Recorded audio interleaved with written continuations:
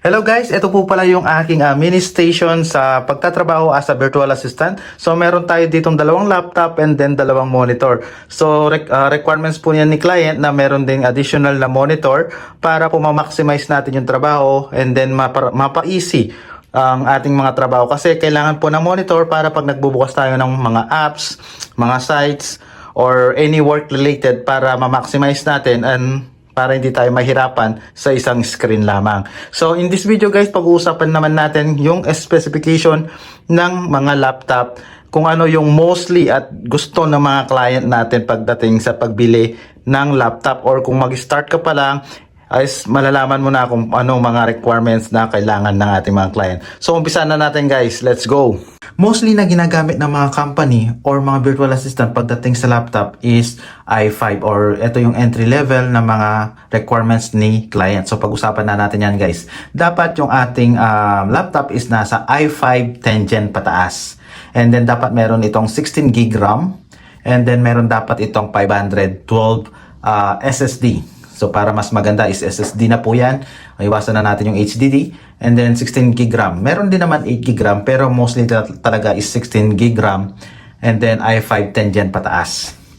And then pagdating naman sa laptop, kung yung trabaho mo is more on documents, mga sites, applications, mga related sa documents lang yung trabaho natin, is pwede na po yung nabanggit kong specification.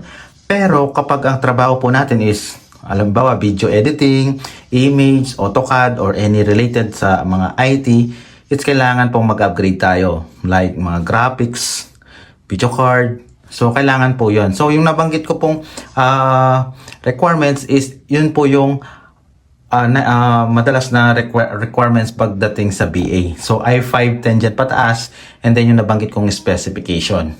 So and then kailangan po natin ng headset. Siyempre, of course, mga client yan, dapat yung ating headset is clear, and then maayos po yung ating communication sa ating mga customer and then mga client.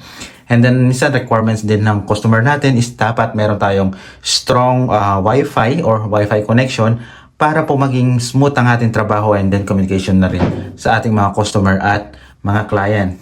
And then requirement din nila yung UPS or backup power, just in case na mamatayan ng power, is still meron tayong backup para makapag-work pa rin tayo kahit na walang power.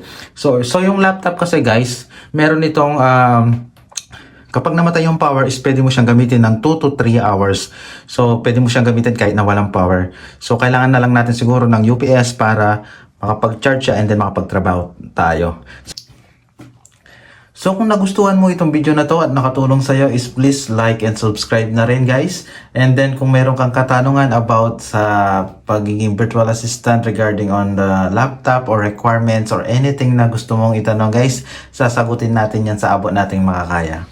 So maraming salamat guys. Thank you.